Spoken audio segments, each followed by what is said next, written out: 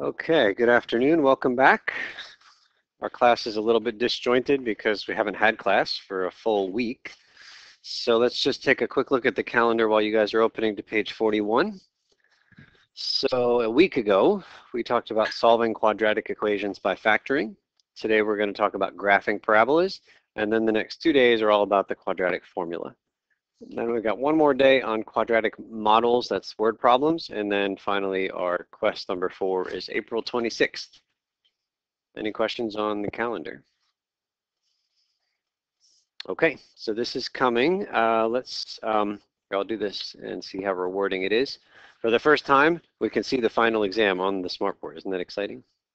Right, so we're close. We're getting close. Past halfway, not quite 2/3 yet. Okay, so that's the calendar. So we start on page 41. And like I said, today we're going to talk about graphing parabolas. So we start up here at number 1. And can we begin with Dave?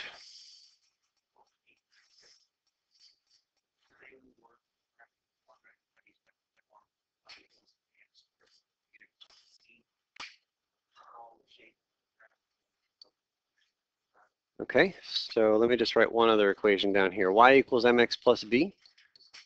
What is the graph of that called? Right, so it's a linear equation, and so the graph is a line, right? You guys know a lot of stuff about graphing lines. You are about to learn a lot of stuff about graphing a new thing, a more complicated thing than a line. It's called the parabola. It's curvy. We saw one of these last class. Let's move on to the next part here. Davis?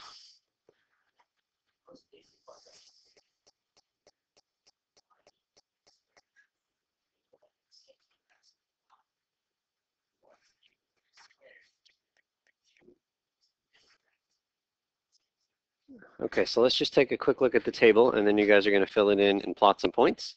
But the first equation that you're doing is y1 is equal to x squared. So when we plug -3 in for the x, what do you get when you square -3? Is it 9 or is it -9? We're doing -3 and we're squaring it. +9, right? So that's this +9 right here. And when you plug -2 in and you square it, what do you get? You get 4. Fill in the rest of that column and then go ahead and plot all those points. And then once you finish that, you're going to move on to the last column, well, the second to last column, which is y2, which is negative x squared. And I'm going to put parentheses there. They're not needed, but I just want to be really clear that negative is the last thing that you think about when you're filling in that column. So plot some points, check with your neighbors before you go too far. Make sure everybody at the table agrees, and then plot the points. Okay, so this one, did it meet our expectations? Shh. Right, we were expecting the blue one would get flipped over the x-axis. Did it? Sure looks like it. Okay, and then the red numbers, I haven't filled these in yet, but this is -0.5 x squared. So is this guy right here a -2? Is that right? And then that's a 0.5 or a half. A negative in the front. And then a 0, and then -0.5, and then -2. And then plot those points. And so this parabola here is going to be wider. -2, -2 is there. -1, and -0.5. Oops. So maybe there, and then there. And then 2, -2 is out here. Okay, so then this parabola is a lot wider or shallower than the other one. And does that look like it might be the mirror image of the other red one? It does. Okay, so I'm feeling pretty good about some of these basic parabolas that if you just give me any old parabola that, like 3x squared, and if you show me that one, and then you would just put a negative in the front, what does it do? It just mirror images over to the x-axis. Okay, so that's reasonable. So now we know a little bit more about parabolas. Let's move on to the next page. Number 3, we'll go back to Dan.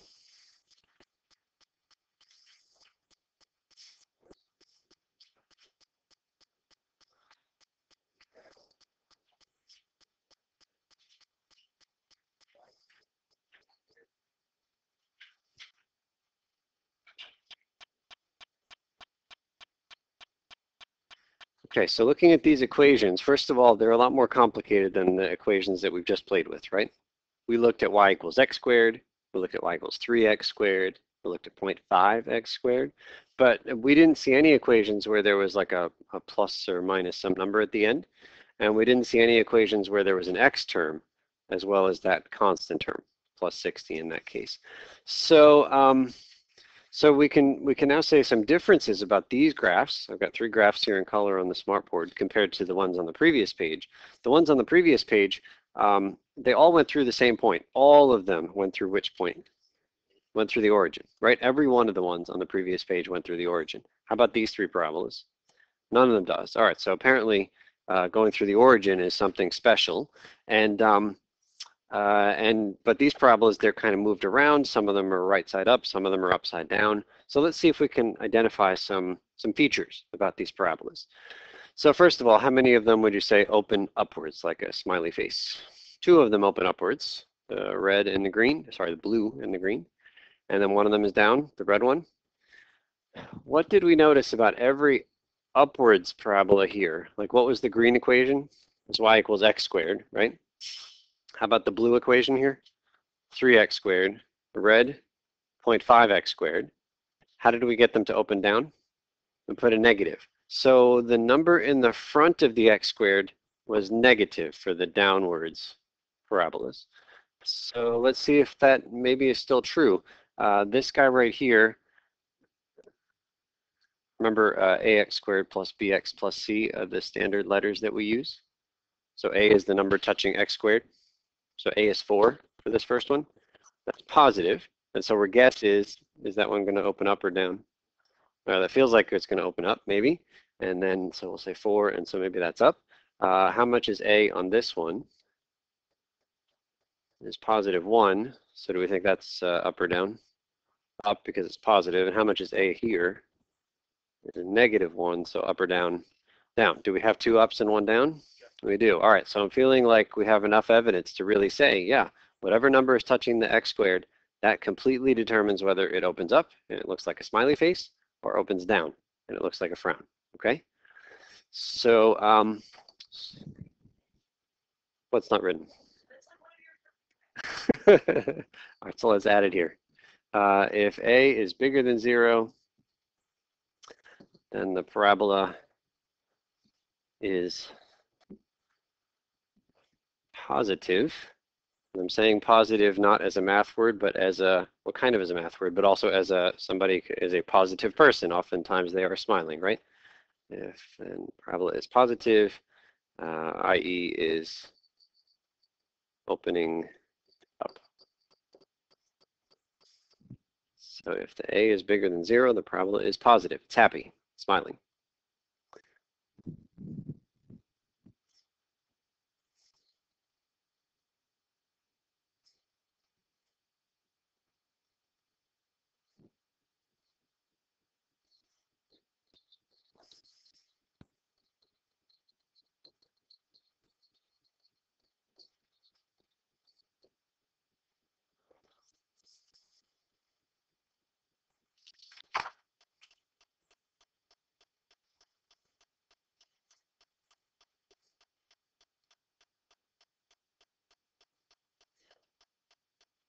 Okay, so a is negative, parabola is negative, it's unhappy, it opens downwards.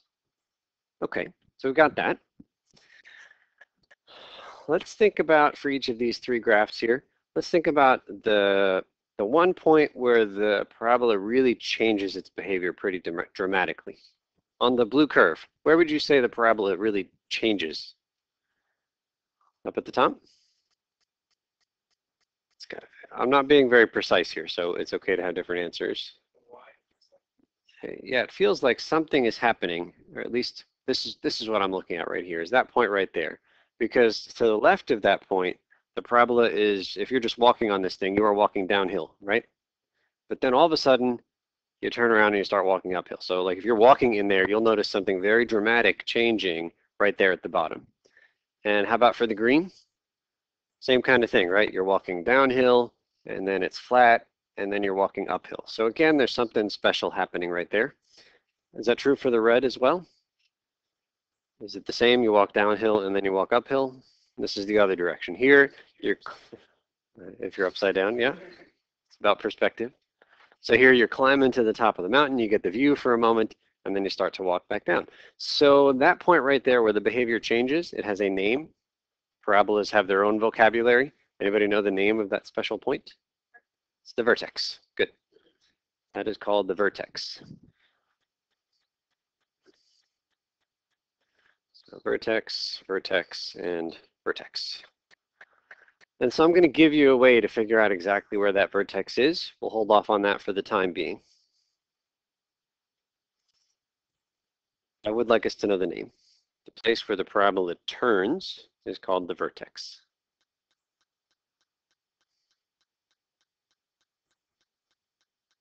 You guys know this word? Like if somebody veers off, means they kind of go in another direction, right? Okay, so I don't know if that helps at all, but the vertex veers off, or the parabola veers off at the vertex. Yeah, just made that up right there. Okay, last thing I want to talk about for the parabola are x-intercepts. X-intercepts. So the question is, how many x-intercepts does each parabola have? How about blue? Everybody agree blue has two x-intercepts, two places where blue hits the x-axis, right there, or right there. What about red? It's just the one. If we believe that, in fact, it's kind of special, right? That I'll partly shade it in green. It happens that the vertex is exactly the only x-intercept if we believe that it perfectly hits there. How about the dotted green one? How many x-intercepts? 0. So we've got these different possibilities here, right? We have two x-intercepts like the blue, or red has one x-intercept. Green doesn't ever touch the x-axis. So again, different possibilities. So it could be 2 or 1 or 0, and it depends. And we're going to explore and think about how we can tell how many it has. Davis. So, with lines, they kind of go. Correct.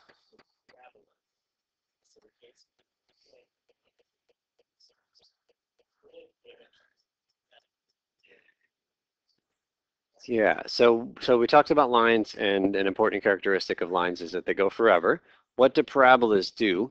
Parabolas go forever, but they never end up curving back around to themselves. So Davis kind of showed some example, and I'll make this more, his was smoother than this, but Davis was wondering, you know, like, does it eventually kind of loop back on itself? And the answer is no, but it's a good question. They do continue, but they continue to get, it continues to get wider and wider, I guess I'll say. If I were to measure, say, straight line distance across here, I don't know how much that is, like 8 units. And then if I measure from here, straight line across, that's more, right? Maybe that's 13 across. And it just keeps getting bigger and bigger and wider and wider. So it never wraps around. It never really changes behavior. It just keeps getting further and further apart. But it does go forever left and right. And in the red parabola, both directions head you which way, up or down? They both head you down forever. For the blue, which way do you go if you follow left or right? You end up going up. Same?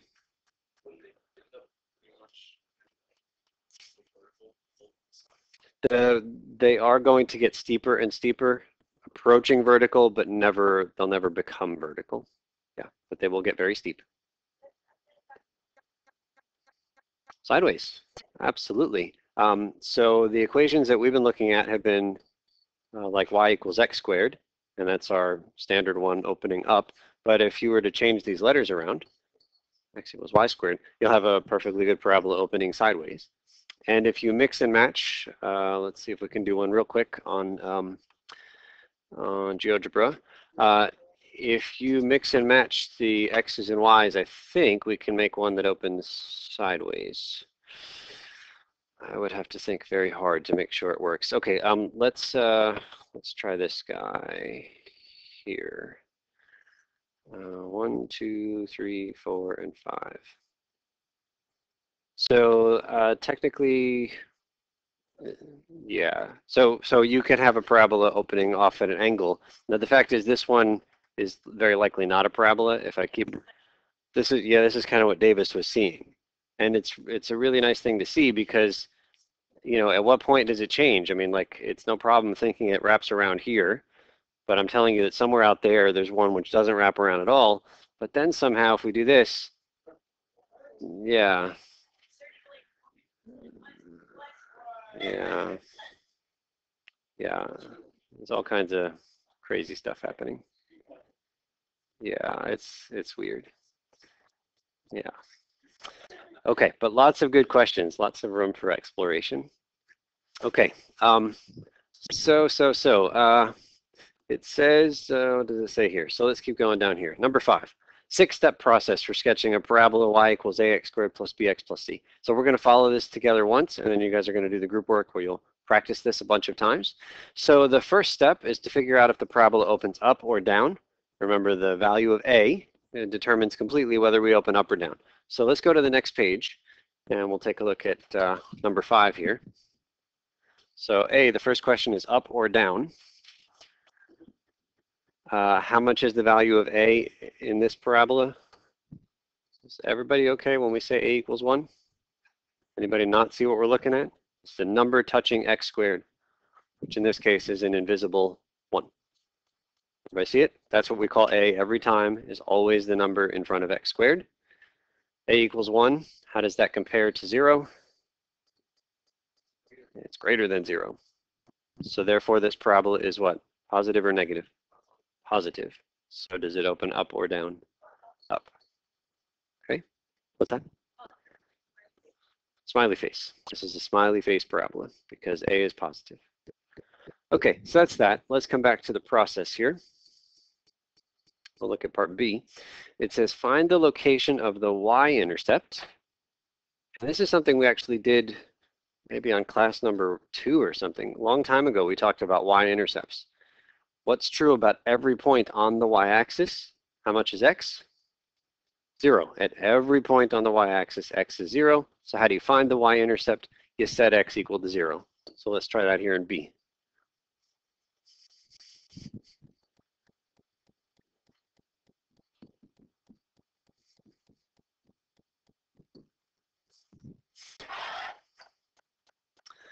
Okay, so if we let x equal 0, and we go y equals, instead of x, that's a 0, minus 4 times 0 plus 3, right? So how much is y?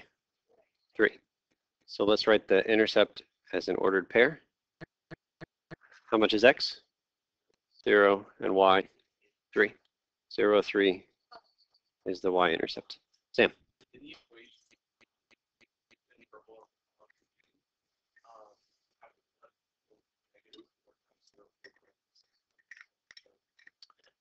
You don't need to put it in parentheses. If you put it, are you saying that or?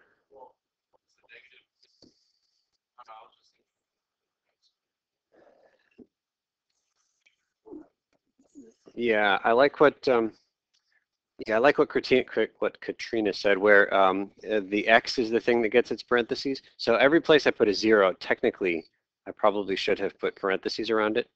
In this case, you do 0 to anything and you get 0, so it didn't matter. Would it change anything where you're envisioning the parentheses? Would we get something other than positive 3? Well, I don't know. I was just thinking about like opening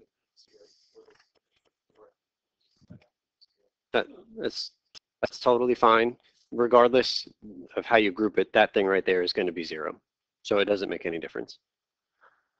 Okay, any questions on the y-intercept? Let x equal 0. And we got plus 3 is the y-intercept. I'll put it there. I don't need you to write it, but there is a way to just look at the original equation and see the y-intercept from the equation. Do you see the plus 3? The thing sitting at the end, right?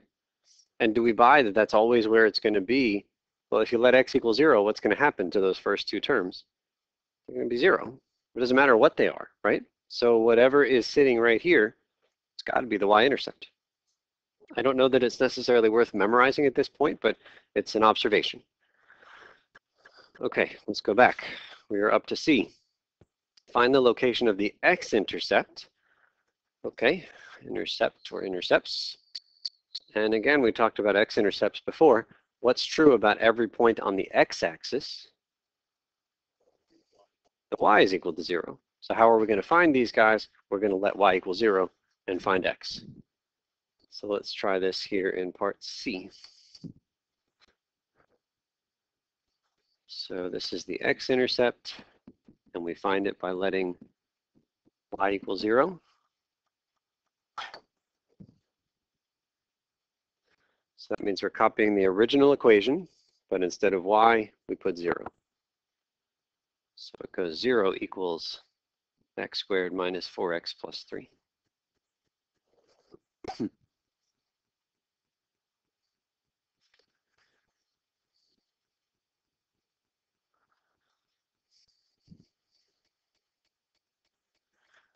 Okay, we're trying to find x.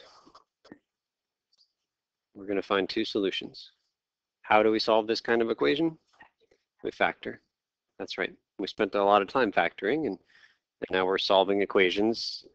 Equals 0. Is that a good thing or a bad thing for us?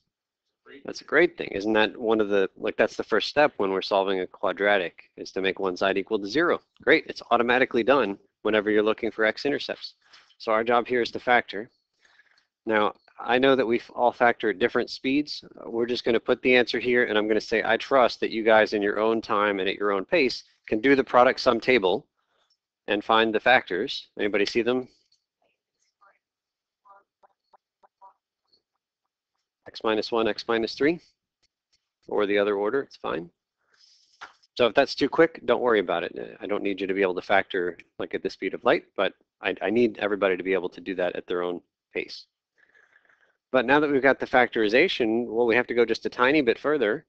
Remember, we're multiplying two numbers and getting 0. One of them has to be 0. So either 0 is x minus 1 or 0 is x minus 3, right?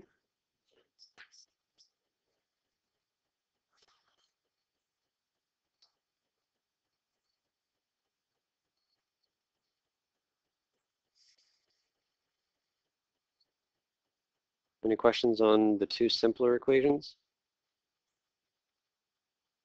Yeah, so let's plot them. It's very tempting. I'm going to insist that we write ordered pairs here. It's really tempting. You have a 1 and you have a 3. It's tempting to do this. Is that right? No. Yeah, we have the x. So here's what we have, because those are both x's. And what was the very first thing we did in this part? Was we set y to 0. So y has been 0 the whole time. That was the motivating part of this. So those are your points. Just because you have two numbers and you're plotting a point doesn't mean you put them together. It's not 1, 3. Okay, so then we have 2 points. 1, 0 and 3, 0. 1, 0 is here. 3, 0 is here. And we've got our x-intercepts.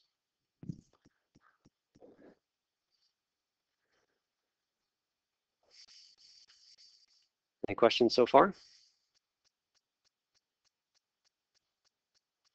Next step. Which one's easier, finding the y-intercepts like we did in part B, or finding the x-intercepts like we just did? Y-intercepts, they're much, much easier. The y-intercepts just involve arithmetic. You plug 0 in, you do a calculation, and you're done. The x-intercepts involve algebra. You're going to factor. Next class, we're going to see another technique where, what if you can't factor? We'll use something called the quadratic formula. It's a lot harder to find the x-intercepts. Okay, can you guys point up if you think this parabola opens up, down if you think it opens down? Just looking at the points, can you kind of see the parabola? We have very little information about it, but we have enough to see if it's up or down. All right, I see lots of ups, and it's true. In red here, we said it's going to open up. But can you guys see that if I tried to make something that opens down, like I could maybe try to do something that like opens down like this, right? That could be okay with just 2 points. But there's no way I'm going to be able to hit that guy without changing my mind again. And parabolas only change their mind once. So it feels like, we got something, that that looks like that. Maybe it goes way, way down and then comes up. I don't still have a sense of how like thin it is, but I know that it definitely goes down and hits that one and then comes up and hits the other. Okay, so then here's the next question. What if, so let's just ballpark and say it does something like that. Remember, we gave a special name to the turning point. What's it called? It's the vertex. Parabola veers. Where'd it go? Parabola veers off. Can you ballpark where's the vertex here? Is it 2? You see that? Like the vertex right here, I don't know if it's there or maybe it was down here, but Melanie says it's a 2. Do you guys buy that? There's symmetry happening here, isn't there? And we know that 1 and 3 are perfectly symmetric over a line at x equals 2, right? That is the line of symmetry. It's got to be. So the vertex has to be somewhere here. So if I want to find the vertex, all I have to do is average the x-intercepts. 1 and 3, the average is at 2. I think it's written on the previous page. Let's go back. Part D. Let's go back to Joe, part D.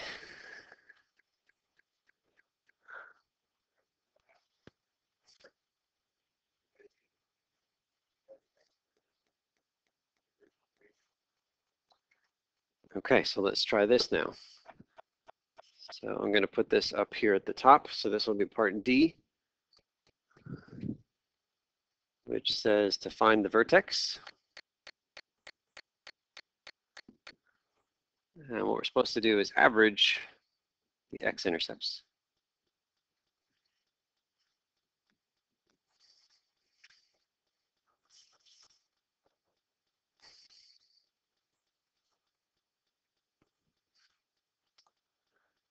Okay, so how do we average the x-intercepts? What were the x-intercepts? 1 and 3. So we take 1, we take 3. Okay, maybe it's just obvious that the average is 2, but if they were harder numbers, what process could we follow to average them? We would add them up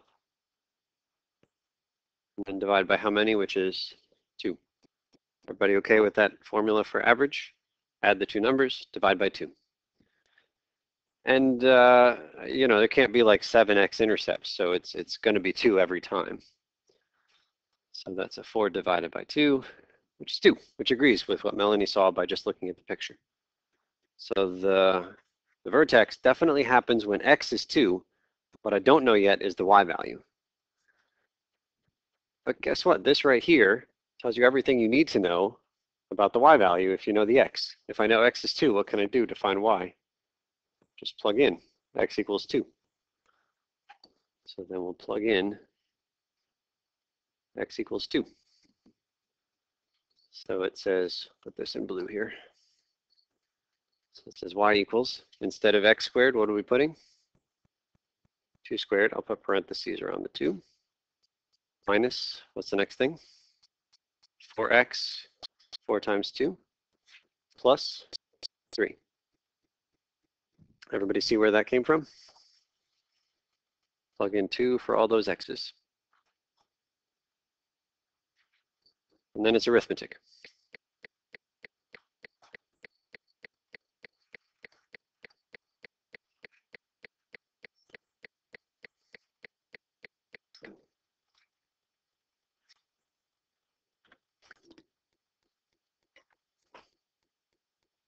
All right, is that right? -1? Okay, so that means that the vertex, we can now fill in both coordinates. How much was the x? Was 2. We found it up above in black. Maybe I should have written x equals in the front here. So the vertex happens when x is 2, and how much is y? Is -1. And so then you can plot the point 2, -1, and that looks quite good. And it's probably right around where you guys were just kind of eyeballing the graph. Looks like it bottomed out down there, somewhere right around 2, -1.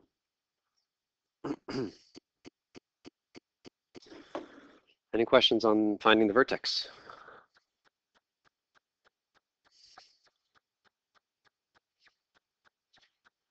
So there is a weakness with this method, and we'll get into it next time. But here, to find the vertex, we average the x-intercepts, right?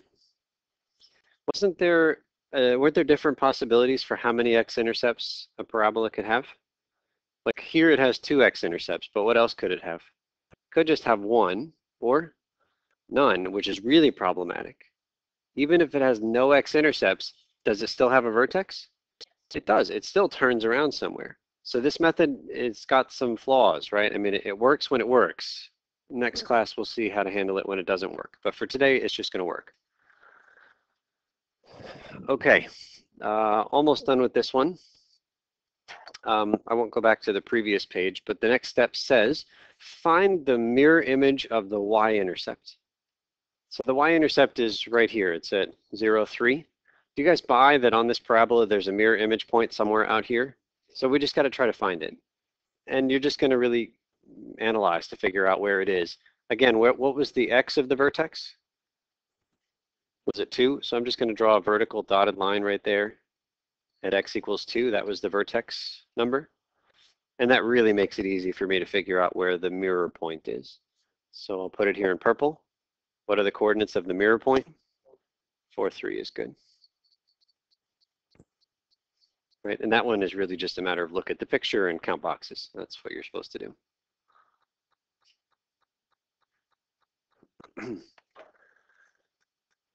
Okay, and now we've got 5 points. That feels like enough. Just connect them with some smooth curve and we're done.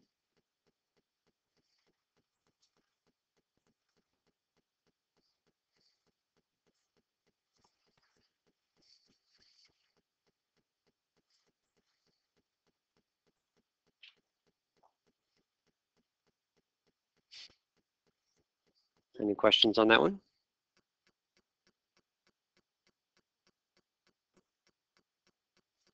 Okay. Evan. So if we were to do a mirror image, make a Yes. the reverse would get the vertex, so it's not the x-axis, correct? The what would the reverse parabola? The reverse parabola would be If we felt like making like that one's cousin. yes. The reverse image. I feel like if you took the negative of the whole thing up, all right, so there's two mirrors to this one. You might mirror it and just grab the one that barely touches it and runs away. You might also truly mirror it in the x-axis, which would actually do like that. And so depending on how you tweak the original equation, you could build either of those two. Okay. I don't know if that answers your question. Yeah, okay. All right, so a bunch of steps. You've got them written on the other page. We'll just summarize. The up or down is easy enough, right? Whether A is positive or negative. The y-intercept is arithmetic. The x-intercept is algebra. You get a factor. The mirror point is just kind of, oh, sorry, the vertex was the average of the x-intercepts. And then the mirror image you just draw by looking at the graph very carefully. So it's a process, but you have the steps written out. The group activity here, you have 25 minutes. Each of them just involves graphing a parabola, but as you've seen, they each take a while. There are 4 of them, and the answer key follows, okay? Raise a flag if I can help, work with each other, and let's see if we can get through all 4 of these.